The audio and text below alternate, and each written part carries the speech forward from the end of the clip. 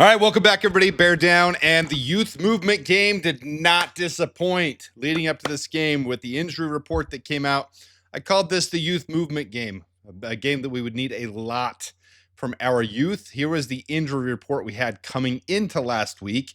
And as you saw, the ones we had out, we had Luther Burden out, we had Roshan Johnson, DeAndre Swift. So the biggest thing, we needed Kyle Monangai to set up in a big way. So I highlighted that before the game. And then with Austin Booker coming back and Dominic Robinson, who's been really our defensive end 3 on the year, with him out and Shamar Turner out, it was going to be a big game for Austin Booker, and he didn't disappoint either. And then Cole Kmet's been injured a little bit, missed his first game of his career last week. With him, and man, Caleb led him into a tough hit he took in this game. But Colston Loveland coming up huge in this game. I'm not going to do highlights in this one. We're going to try to get to all 22 later in the week on this one.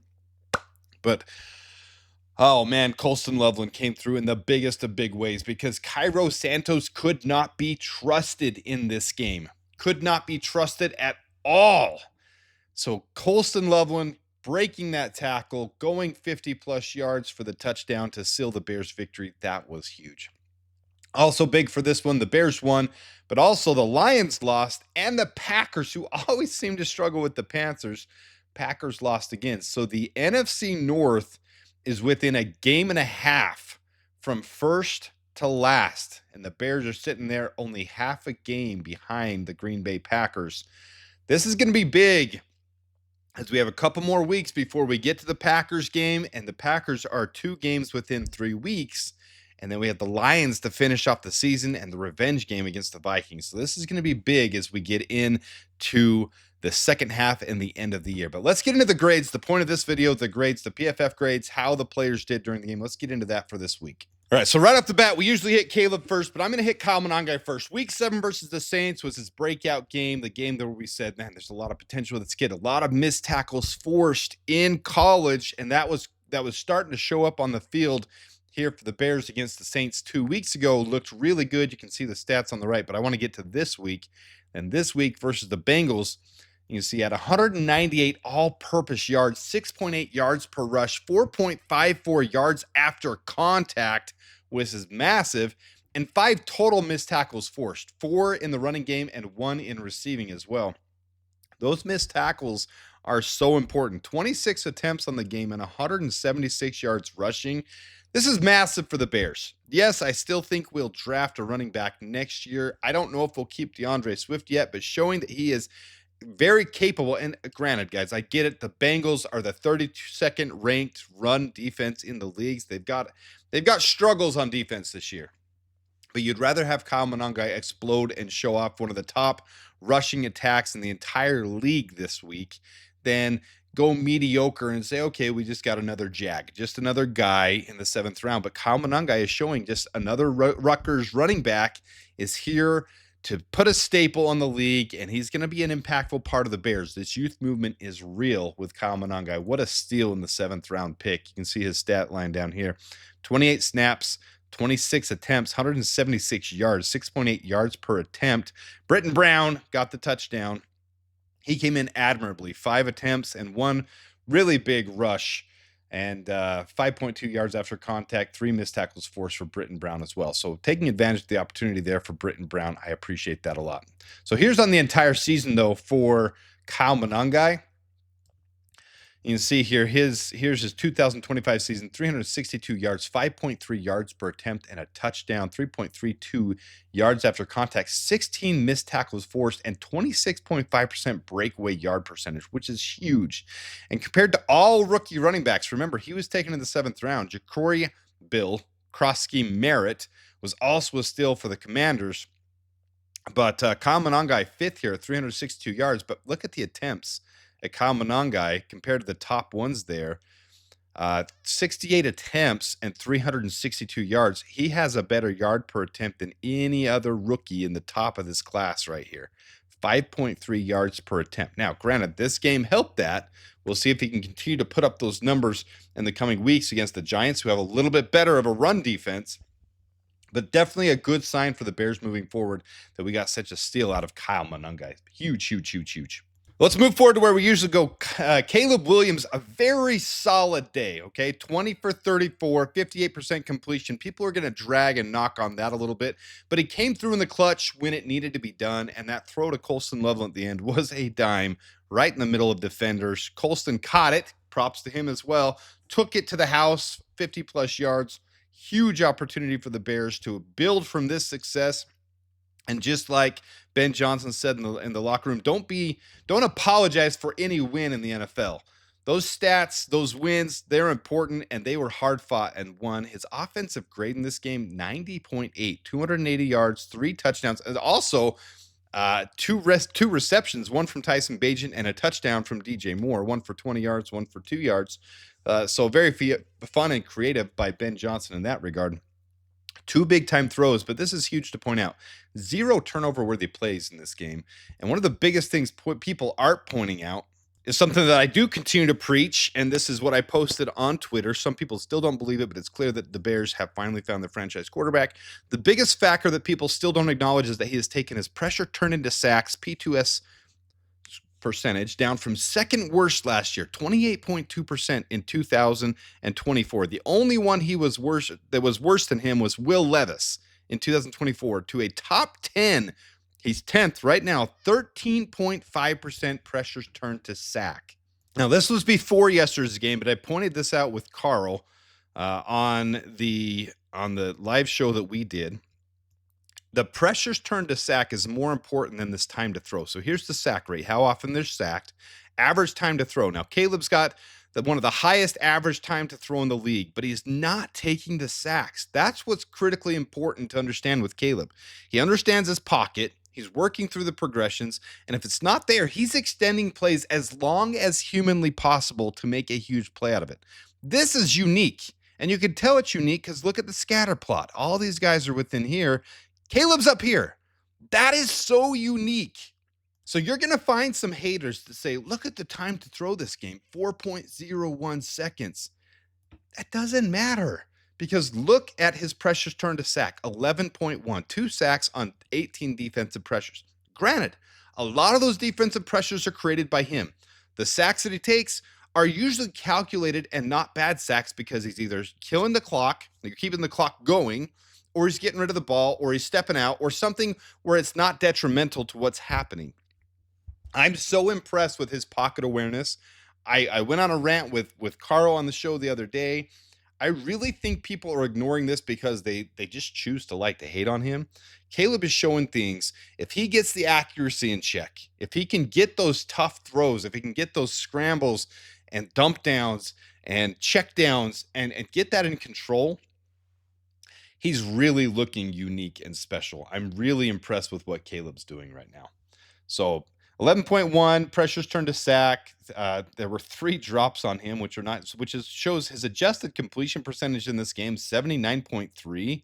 It's phenomenal. I mean, 79.3 is right where you want them to be it's above average. So that's great. So his adjusted completion percentage is what I've always cared more about. He had 3 drops against him, several throwaways where he had to just throw the ball away or dirt it and get rid of it because he's extending these plays for so long. It's something that's not being talked about by the national media. But guys, he's showing that elite level of awareness, and he's doing a phenomenal job. So here's your overall offensive grades, and I'm going to get into the offensive line as well because this team is building the formula. If they can just keep cohesing, that this is going to be a special team on a run. And your national pundits aren't going to give us. They're still saying the Lions and the Packers are the ones from the NFC North that will probably make the playoffs. This team is primed for a playoff run. If we can get the cohesion going and the defense, man, the defense was so frustrating from this game. But Darnell Wright with the highest overall grade, Jonah Jackson right there with him, Caleb Williams, Ozzie Trapillo, Colston Loveland, all these guys, even Drew Dahlman in the dark green, the turquoise to the blue grades. That's this many guys. That's freaking phenomenal. Joe Tooney right there as well. Kyle Monangai, Olamide Zaccheaus. Then you get down into these grades. None of them terrible. Rome probably had the worst game of his career. People are trashing on him. It's one bad game. I never take in a bubble one bad game. I'll give Rome next week, but he does need to start coming down with those contested catches. He does need to limit the drive. He's going through some year 2 yips, I would call it. I called it that on Twitter. Yips. He's going through some yips. He's just got to calm down find a way to get his serenity, get his peace, level the brain out, and get back to what Rome is good at. But overall, really solid game by everybody on offense. And here's your offensive line protecting Caleb. All right, so the team pass blocking efficiency jumped from 25th after week 2. Remember, the last couple of years, we've been 30th, 28th, 29th, and a lot of people defended Justin, myself included, saying he's improving. He's just got to learn to get rid of the ball better. Then you watch what Caleb did last year, and we were at bottom of the league as well. And now this year, from what I was telling you about, the pressure's turned to sack, getting rid of the ball, understanding the pocket, gone to 11th after week 4, 6th after week 8, and now after week 9, we're third. Third in the entire National Football League. So right there's the Bears with an 87.2 pass blocking efficiency rating. That's what's made Bo Nix look so good. That's why Patrick Mahomes gets away with so much. That's why Aaron Rodgers is able to survive. That's why Daniel Jones has looked good this year.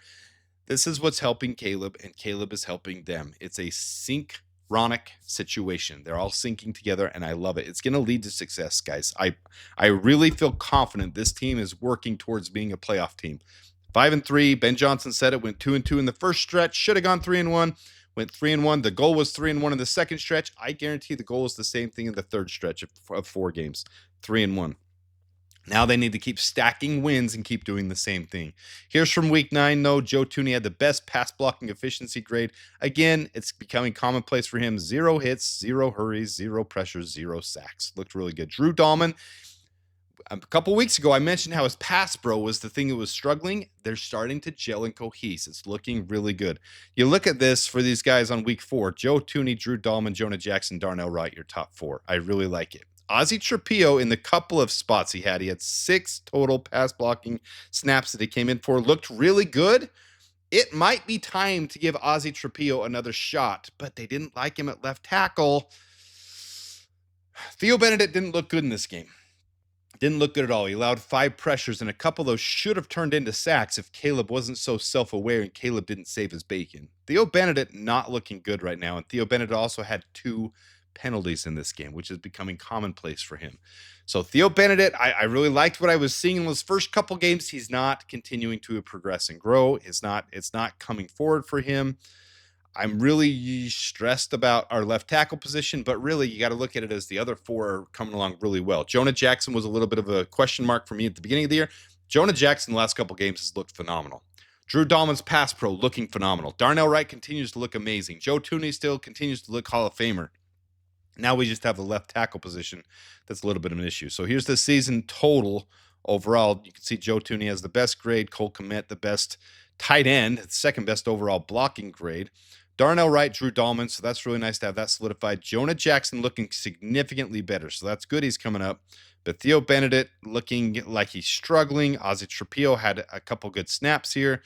They've got to figure out what to do at the left tackle position. I think they need to give Ozzie a couple more snaps, a couple more reps. I don't think they're going to do that anytime soon because they're trying to build something with Theo. But Ozzie needs to keep developing because his opportunity is going to come, in my opinion. All right, moving over to the defensive side of the ball. I was so freaking pumped for Austin Booker to be back, and he didn't let down. Highest grade on defense, Austin Booker, 90.0, 37 total snaps. Looked good on special teams and coming off the line. Obviously, the one big sack that's shown in the picture there. Kevin Byard looked good all game. Chris Williams really stepped up. Jonathan Ford, I think his grade was higher than it should have been. I don't think Jonathan Ford had that good of a game. Tremaine Edmonds continues to play really well. The frustrating thing in this game, Tyreek Stevenson did not do well against Jamar Chase or T. Higgins. He was picked on all game. 26.5 grade overall. Andrew Billings didn't look good, and that matched his grade as well. Dayo Odengbo, I think his grade should have been even worse than it was, but I'm probably being hard on him.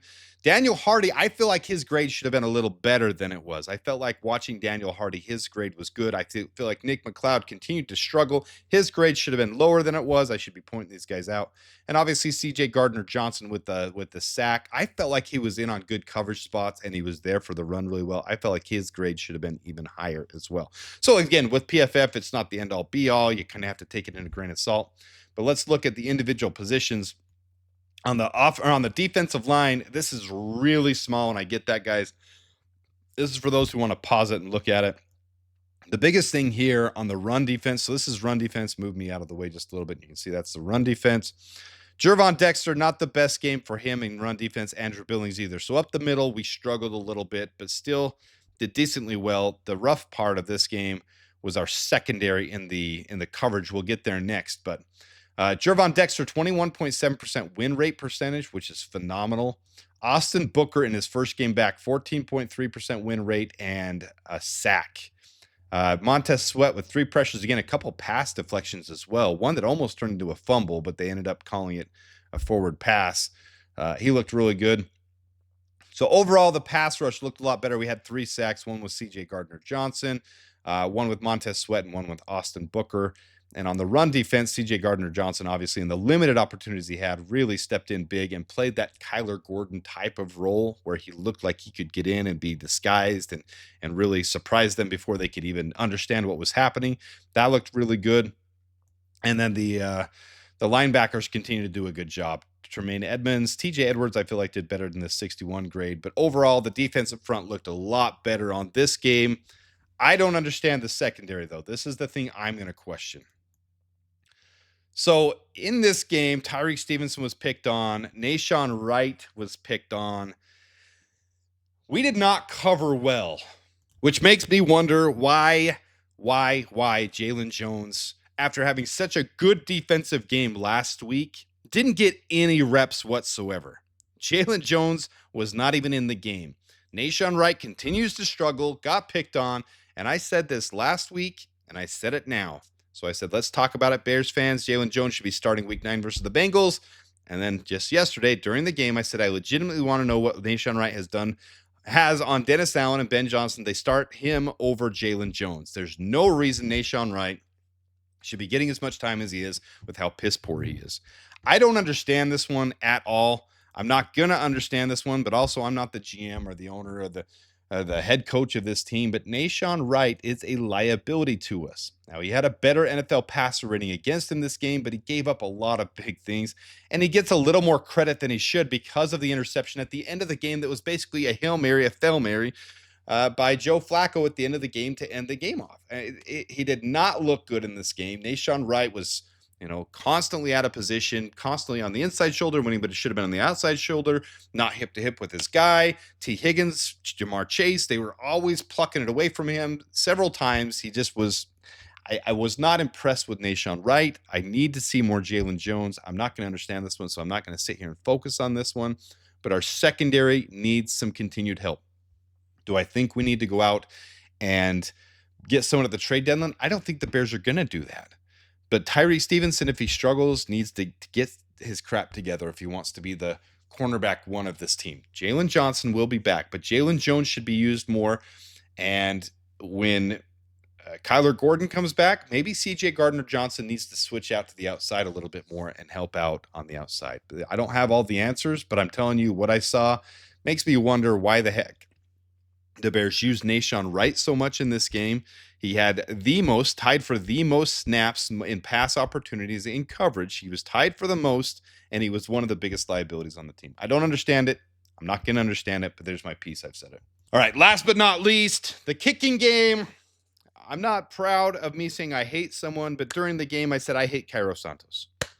And then after the game, I said I will hate watch Cairo Santos relentlessly until the Bears cut him and start who should have been our legitimate kicker. Anyways, Jake Moody is right there, and I can't understand a team making such stupid decisions. I know fans get boisterous. I know we speak like we know everything, but guys, there's a lot of things right now that I'm seeing that I'm wondering why the heck are we doing? Nahshon Wright being one of them when we have Jalen Jones right there. Kyle Monangai is looking really good. Let's keep working that avenue. Jake Moody is clutch this year for the Bears. It's not going to show the second missed field goal by Cairo Santos in this game because the penalty overturned it. The Bears were able to go down and score a touchdown, which is great, but he missed a field goal within 50 yards. Then he had another one blocked. Jake Moody would not have missed that one. And I jokingly, at the beginning of the game, when the Bengals kick returned a touchdown, I said Jake Moody wouldn't have missed that tackle. Cairo Santos missed. Put Jake Moody in the game. So I said several. I hate watching Cairo Santos right now. Now, I don't hate a player. He's been good for the Bears, but he's not a big leg. The Bears need to go with the times and get the big leg in there.